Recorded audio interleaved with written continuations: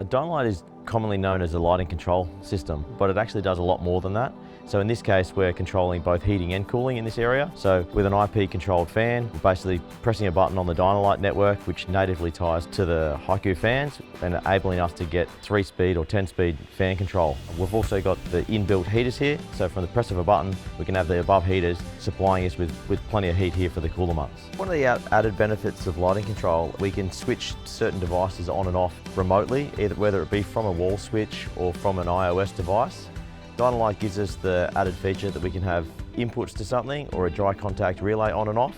In this case, we've got a fire pit where just simply by pressing a button, we can close the contact and ignite the fire.